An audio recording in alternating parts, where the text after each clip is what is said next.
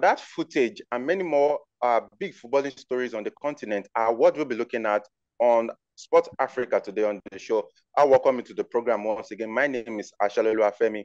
Kayodungdare is on the show today. James Agberebe is on an official assignment. So, but of course, we will be taking you on this very wonderful ride on the program once again. I hope you had a fantastic weekend to yourself. Quickly, let's take you into what we have for you on the show today.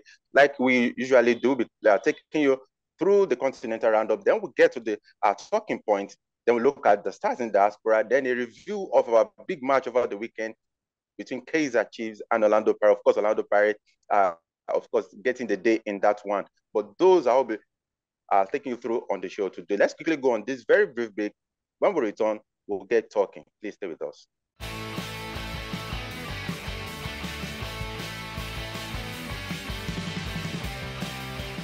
All right, welcome back. It's still Sport Africa. Okay, last week, former Senegal striker Al Diouf came out to say that Senegal, Morocco, and probably host Ivory Coast are the favorites to win the 2023 Africa Cup of Nations. But like they say, the proof of the pudding is in the eating.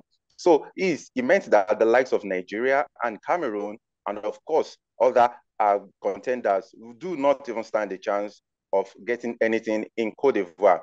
And again, we'll be talking about the very sad story of Raphael Dwamena, a former Black Star striker who collapsed and died while playing in the Albanian league over the weekend. So sad. Of course, he was the second Black Stars player we're losing this year. Remember Egnatia, who died in that earthquake in Turkey.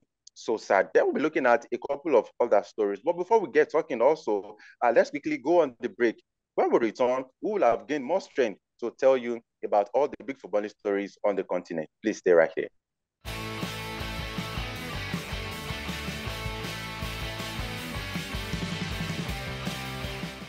Yeah, welcome back. It's still Sports Africa. Kayode, let's get talking. I wouldn't want us to start the program on a very sad note, but of course, we'll be getting there. Let's talk about, of course, El Diouf, who said that Senegal, of course, country, you expect him to be patriotic, and Morocco, because of what they did at the 2022 AFCON, and of course, perhaps Ivory Coast, because they'll be hosting, are the three favorites to win the 2023 Africa Cup of Nations. Though he said along the competition, I meant to say, there could be other contenders who will emerge, but he said as far as he's concerned, these three are the major contenders for the championship. I do not know whether you agree, Kayode. Femi, thank you very much, and it's always a pleasure to be here. I think, to be honest, dispassionately, he has chosen carefully those three, and I'll tell you why. Senegal, defending champions. Ivory Coast are host, and after the express of Morocco at the World Cup, you would expect them to kick on from there and try to win the AFCON. So these three, if you are honest with yourself, I mean, you will understand where Diouf is coming from. So I would also think deeply and think they are the three favorites, to be honest with you. But on the flip side also is the fact that these three, as they are favorites, they are also the ones who are under the most pressure to deliver. As host country, Ivory Coast will be under immense pressure to deliver. Senegal will have to live up to their reputation as defending champion. They have to defend their title. And Morocco must prove to us that going to the World Cup and performing well at the World Cup was not a fluke. So this could bring untold pressure on these three, which will give teams like Nigeria, Cameroon, Ghana, and I think Egypt. People are discounting Egypt. They could also have the chance to show that, you know what, we are still in with a chance. So for me, all is fair at this time. Nobody has won anything. But those three, if you are honest with yourself, you understand why Diouf think they are the front runners. Okay. Kayode, before we go to the sad story of Raphael Dwamena, let's tell our fans around the world about certain issues that also panned out on the continent over the weekend. Kayode, I'm sure you've seen this story of footballers from Ivory Coast. I'm talking about the Atletico FC of Abidjan. They're participating in the ongoing CAF Women's Champions League. That picture is rolling on the screen now, and people are saying that some of those players actually look like men. I did not know. Maybe the Confederation of African Football, we have to look at that, and of course, do the needful. We do not want controversy surrounding the game. We have enough on our hands already. Okay, of course, we also say congratulations to APEM Dakwa ladies for making it into the semi-finals of the CAF Women's Champions League for the first time ever in their history. And of course, DDIU has joined a Ligue 1 side in France. I'm talking about Le Havre. So, I'm sure DDIU has been saying that this 2023 AFCON, they won't play behind me. I have to be there. Okay, let's get back to the talking point. Sadly, of course, this news has rattled almost everyone on the continent. Why we experiencing this in 2023 following the death of Raphael Dwamena, 28. We've heard, I'm sure a lot of people, this guy wasn't in the spotlight until now, because a lot of people are saying that, okay, if he had this condition, why was he now allowed to continue to play on? But we've heard interviews now that he's done while he was alive, that he loved the game so much, and is giving God his life to take care of his heart. Kayode, he has joined the list of a host of African players who died on the pitch playing due to cardiac arrest. Now, why do you think he kept on playing despite all the things that have surrounded him now, all the things that have come to fall after he's dead? Because he wanted to move to the Premier League. He had a couple of disappointments, wanted to move to big teams, but those teams kept saying no because of this heart condition, but he kept playing on. So, Kayode, who do we even blame in all of this? We are not trying to blame anyone, but to forestall such from happening in the future, who do we blame? Is it the player, or is it the authorities who allowed him to play on despite this very, very dangerous situation? There's Femi, first and foremost, may his soul rest in peace. Is a sad thing when you lose anybody, most especially a footballer with his kind of talent, and the fact that he is somebody's husband, he is somebody's father, he is somebody's son, he is the breadwinner for some people. Some people's lives will forever not remain the same with his death. So we say may his soul rest in peace. Having said that, there is enough blame to go around, Femi. The player himself has a lot of the blame, because he has gone to like 4 or 5 clubs where his contract kept being terminated because of these health concerns. Everybody is telling you your heart is defective. You cannot play. You cannot do sports.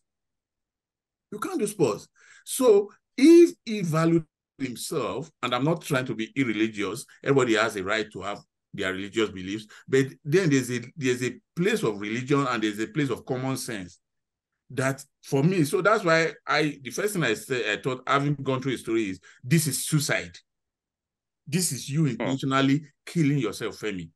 Because it's not about one club. Remember Kanu and Inter Milan in 1999 or thereabout, was that 1999? When he had this, no, not 1999, I think that was immediately after the Atlanta. He was supposed to join Inter Milan. When medical tests showed that he had a defective valve in his heart, he had to go for an operation. As a matter of fact, the first diagnosis was that he should leave football.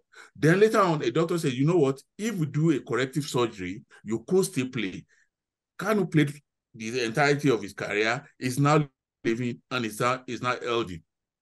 But you kept on getting all of these medical advices, yet you persisted that you want to keep on playing. Of course, it is easy. You and I were talking about this off here, that it's probably because of the fear of poverty. What can I do? What am I built to do apart from football? If I don't play, if you take away football, what is it? What other skills do I have?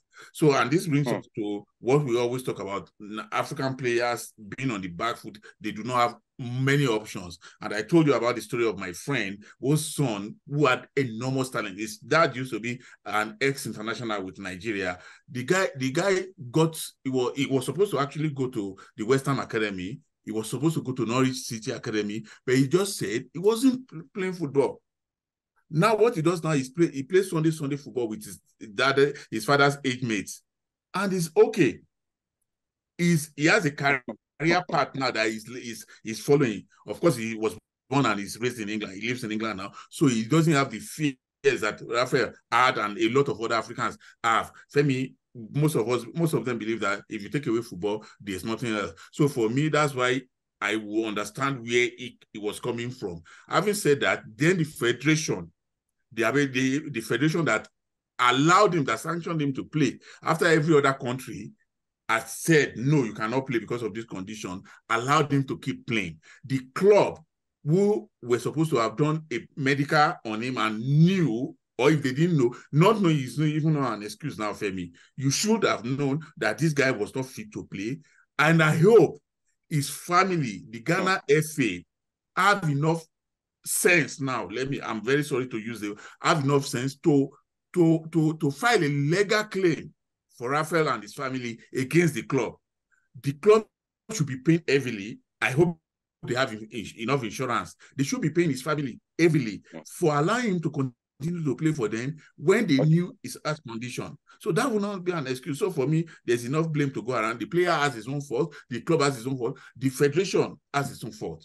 Okay. Of course, Raphael Dwamena, may he so rest in peace. He collapsed in the 23rd minute of the game between Egnatia and Rogozin, that is his club, versus Partizani Tirana. We hope that the GFA, I'm sure the GFA, because he made 9 appearances for the Black Stars and he scored 2 goals for them during his lifetime. So we hope that the GFA will actually, like how they said, maybe look at how his family can get some indemnities regarding what has happened. Kayode, let's talk about the video we played earlier. Of course, the Nigeria Professional Football League Board have been trying to drive crowd to MPFL venues in Nigeria, the local league, the top lights. In the 80s and the 90s, that is what it used to be. And that video was in the clash between Kano Pillars and Enyimba over the weekend in the match, the 8th of the MPFL. Kayode, what can the MPFL board do again in order to drive the crowd to the stadium? Remember, they just signed a 1 billion naira broadcast deal with a satellite TV in Nigeria. What do you think they can do further to push crowd to these venues once again? Femi, first and foremost, let me say that seeing a crowd like this at the Kano Pillars game is not a novel thing. It's a normal thing. Where if you've been to Kano City, you know that even if 2 house flies are playing a game, you are sure to have a full house there. But because Kano people, the Kanawa, they love their game. They love the stadium is free. It is thrown open. No. Femi, they pay to watch games. It's not about being free. They pay to watch games in Kano. And this is not because it's an MPFL game. Even if you and I decide to play against each other now and we play on the streets of Kano, be sure that a lot of people will come watch. Maybe you have forgotten, Nigeria 99, when Nigeria hosted the World Under-20 games, Kano was the only other venue, apart from wherever the Flying Eagles played, that had a full house, regardless of which country was playing. Go back and check the tapes. Kano was the only other venue that had a full house when games are played, apart from, of course, when the Nigerian team played in Lagos and I think Enugu, where they played their quarterfinal against Mali, they had full houses. But Kano, every game in Kano was a full house. So for me, Kano is not an indication of the fans coming. We hope this could be replicated all over the country. I know a few places too. For example, Ibadan, 3SC's home ground, they have fairly a large house because they have the traditional following. Insurance has the traditional following. Rangers also do. What about the other clubs? Now, to answer your question, how do we get the fans to come? The first thing is security, Femi. Football is supposed to be a family game. How am I sure that if I bring my family to the stadium, there will not be crowd violence and people scampering for safety and police shooting indiscriminately, guns and other weapons freely used? So once you are able to secure the ground, make sure that there's no violence at game venues. That's the first one. Second one, which is ironical, is that the games must be on TV, Femi. If you I think they are there now. No. You have to put the games on TV. No, now what they have now, the arrangement they have now that they stream games is like, it's not everybody that can see it. But having signed this deal with the company that you talked about, I think it will allow much more people to see it. Because when I see a good game on TV, the next home game, I am tempted to, let me go see this game. So those are then 3. You have to be sure that officiating is as clean as you can make it, because when people begin begin to have a sense of injustice that, oh, some clubs are being primed to win games and everything. Nobody wants to go see them. So those three things will be key for me. Number one, safety and security. Secondly, put the games on TV. And number three, have a sense of justice. Let those whoever win the league, let them be those who truly deserve to win. Though with those three things, I think the crowds will start coming back. All right, well said, Cowdy. Let's quickly go on this break. When we return, we talk about our stars in the diaspora. Today, it is a unique person that we'll be talking about. We'll be back. Please stay with us.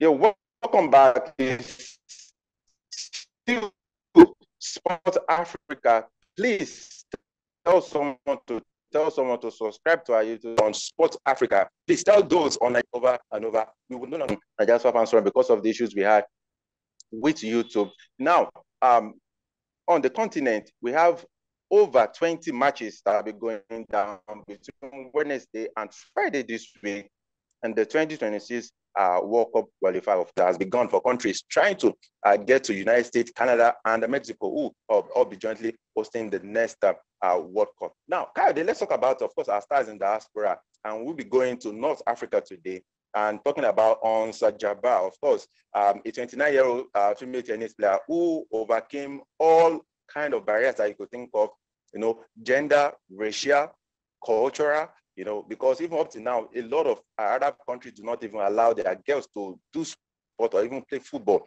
But this is someone who has played in the finals of a Grand Slam. Yeah, quickly, I read a couple of her profile. Of course, she was a runner-up at the Wimbledon in 2022 and 2023.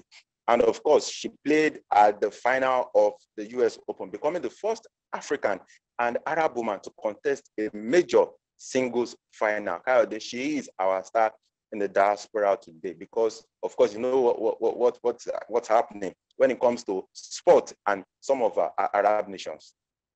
Femi, the most striking thing for me about Ons is the fact that she is, number one, Arab, as the Americans would say, and the fact that she is able to compete in this kind of sport is a novel idea.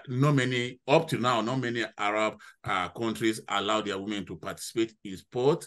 Not many of them allow their women to participate in sports that reveal the body for religious and cultural reasons. And the fact that she has been able to overcome all of these barriers, for me, is a pointer to the limitless potentials of Africans wherever we find ourselves. So she deserves all of the flowers that we give her today, and I hope that this will inspire many more Africans, whether you are Black, you are biracial, you are Arab, you are whatever, to rise up to their potentials.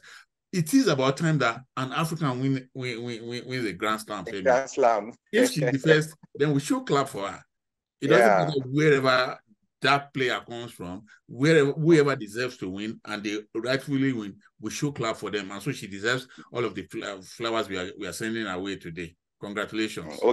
Okay, all right. When I saw some of her stats, I was saying, so who else is going to be? She is the number one Tunisian tennis player, and of course, in Africa, and of course, first Arab woman, she's on that chart. Definitely. And I said, who is going to be? And of course, in the WTA and ATP rankings history, no one comes close to her on the continent. So, Ons Jabeur, you are our stars of in diaspora today. Let's quickly go on this break. When we come back, we'll review our big match over the weekend. How they said it was going to be Pirates. Of course, the Pirates, they stole the day against the Chiefs. We'll be back. Please stay with us.